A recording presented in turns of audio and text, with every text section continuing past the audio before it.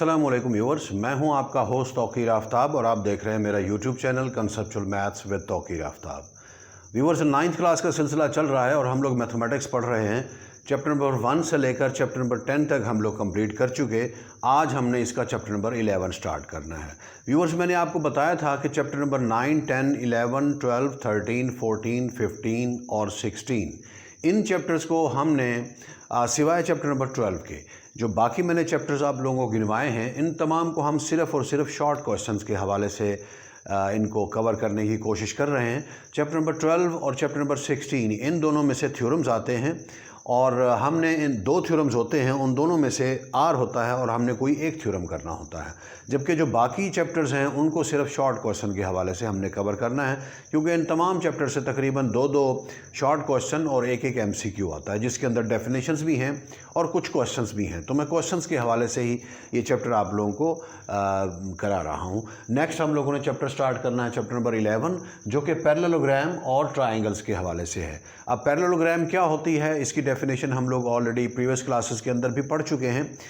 मैं रिमाइंडर के तौर पर इसे एक दफ़ा रिवाइज भी करा देता हूँ कि parallelogram is a quadrilateral in which opposite sides are congruent and parallel and opposite angles are also congruent and none of the interior angle is of 90 degree।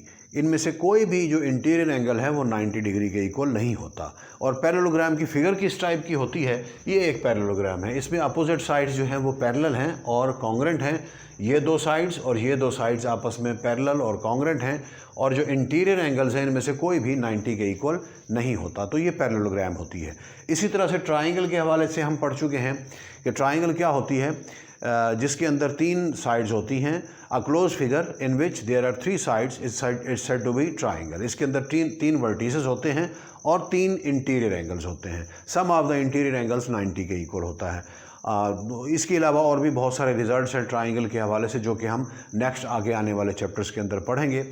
तो व्यूअर्स, इस चैप्टर के जो मैंने क्वेश्चन सजेस्ट किए हैं, select किए हैं आप लोगों को कराने के लिए, वो रिव्यू एक्सरसाइज का क्वेश्चन नंबर 3, 4, 5 एंड 6, ये 4 क्वेश्चन हम लोगों ने करने हैं। इन 4 क्वेश्चन को कवर करने से आपका जो शॉर्ट क्वेश्चन है वो तकरीबन कवर हो जाते हैं। एक डेफिनेशन आती है और एक इनमें से कोई ना कोई एक शॉर्ट क्वेश्चन आता है। और ये जितने भी शॉर्ट क्वेश्चन मैंने यहाँ पे लिखे हुए हैं, 4 शॉर्ट क्वेश्चन, ये चारों के चारों इंतहाई इम्पॉर्टेंट हैं। तो आइए इसके क्वेश्चन नंबर 3 की तरफ। क्वेश्चन नंबर 3 की स्टेटमेंट है, find the unknown in the figure. Figure हमें दी हुई है, हमने इसमें अननोन्स फाइंड करने हैं। अब अननोन क्या है, M, N, X और Y, ये हमने फाइंड करना है, ये अननोन्स हैं। तो व्यूअर्स, अब पैरेललोग्राम के हवाले से हमने एक रिज़ल्ट पढ़ा है कि एक तो अपोजिट साइड्स कॉन्ग्रेंट होती हैं और पैरेलल होती हैं। इसके साथ साथ जो अपोजिट एंगल्स हैं वो भी कॉन्ग्रेंट होते हैं। मतलब ये N और ये 75 ये इक्वल होंगे, M और X ये आपस में इक्वल होंगे। तो ये रिज़ल्ट हम ऑलरेडी जानते हैं। इन्हीं रिज़ल्ट्स को हम यूज़ करते हुए ये वाला क्वेश्चन सॉल्व करेंगे। तो अब इसमें लिखें, N किसके इक्वल होगा, 75 के इक्वल होगा, क्योंकि ये अपोजिट एंगल्स हैं। यहाँ पे लिख लें, we know that opposite angles of parallelogram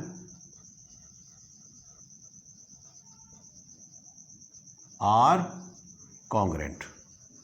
opposite angles क्या होते हैं, कॉन्ग्रेंट होते हैं। So N degree is equal to 75 degree. ये हमारे पास एक आंसर आ गया। ओके, इसी तरह से M और X आपस में इक्वल होंगे, लेकिन M और X अभी हम फाइंड नहीं कर सकते, ठीक है, क्योंकि ना ही हमें M का पता है ना ही X का पता है। एक और रिजल्ट है पैरेललोग्राम का कि एक साइड पर बनने वाले जो एंगल्स होते हैं उनका सम 180 होता है, वो सप्लीमेंट्री एंगल्स होते हैं। It means that X plus 75 ये किसके इक्वल होगा, 180 के इक्वल होगा। तो हम लिखेंगे, वी नो दैट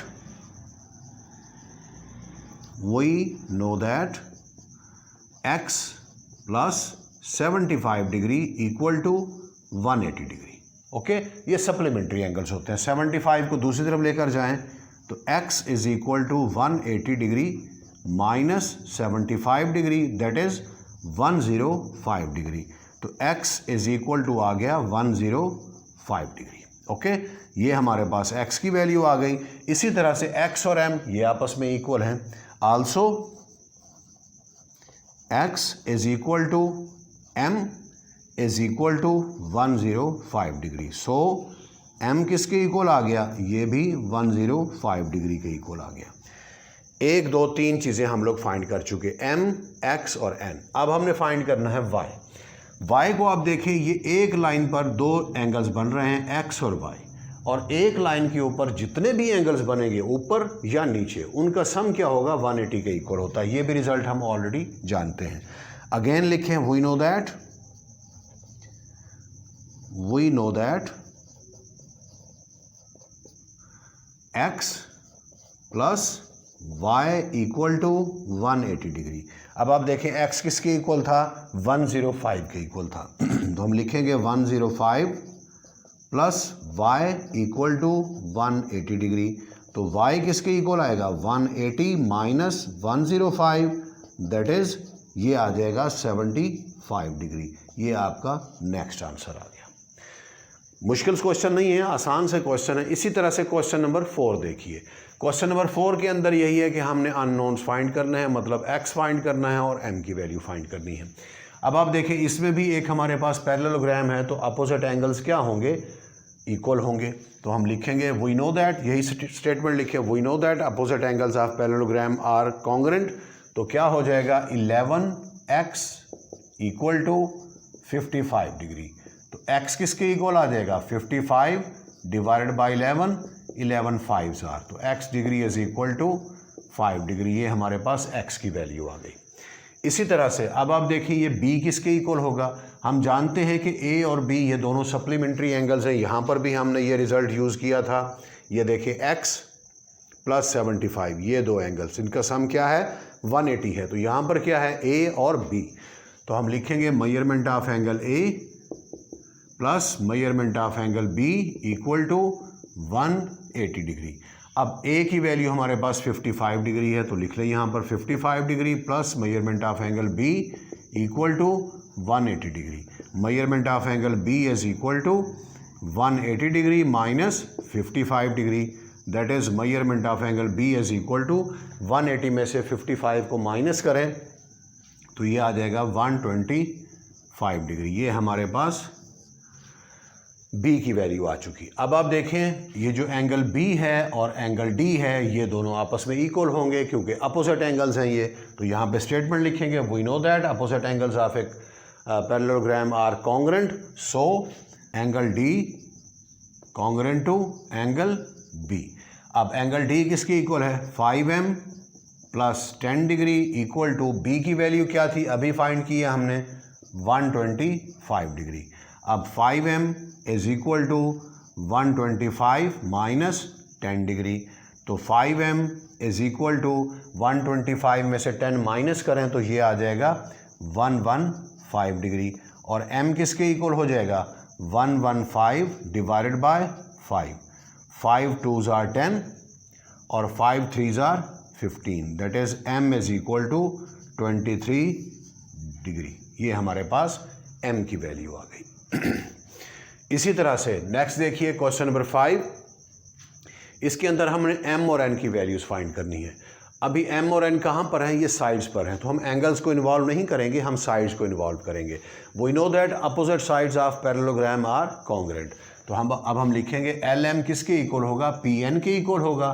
तो हम लिखेंगे we know that opposite sides of parallelogram are congruent, therefore 8m minus 4n equal to 8। पूरी इक्वेशन 4 से डिवाइड हो सकती है, तो क्या करेंगे? डिवाइडिंग बाय 4 कर लें। We will get 2m minus n is equal to 2। ये हमारे पास इक्वेशन 1 हो गई। इसी तरह से अब दूसरा देखिए, 4m plus n is equal to 10 होगा, तो उसे भी लिख लें। 4m plus n is equal to 10, ये इक्वेशन 2 है। अब अगर इन दोनों इक्वेशंस को ऐड किया जाए then n will be cancelled, n cancel हो जाएगा, बाकी बचेगा 6m इज इक्वल टू 12 और m किसके इक्वल आएगा? 12 divided by 6, that is 6 2s are 12, m is equal to 2। ये हमारे पास m की वैल्यू आ गई। नेक्स्ट हमने n की वैल्यू फाइंड करनी है, तो यही m की वैल्यू इक्वेशन 1 में या इक्वेशन 2 में किसी में पुट कर लीजिए।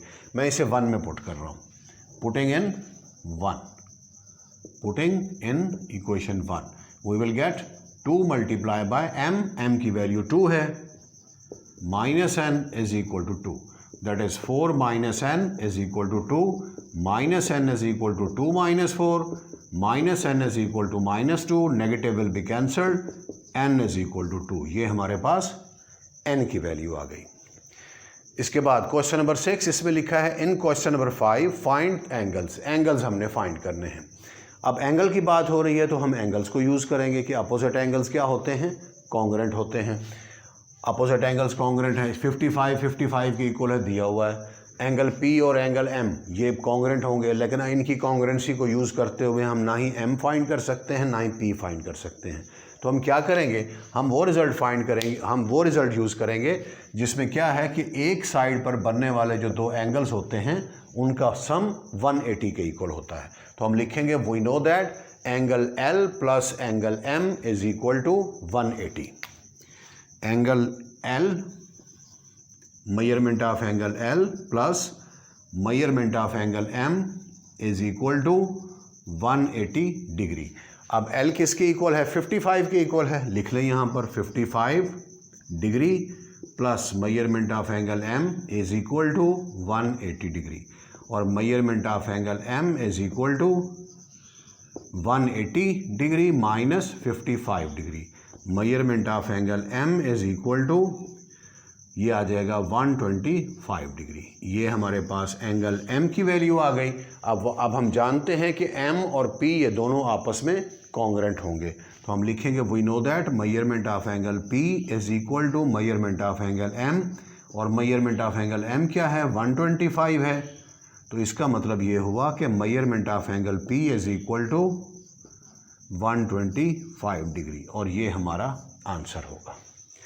तो व्यूअर्स, अगर आपने इसे नोट करना है, मैं स्क्रीन से हट रहा हूँ, वीडियो को पॉज करके इसे नोट कर लीजिए।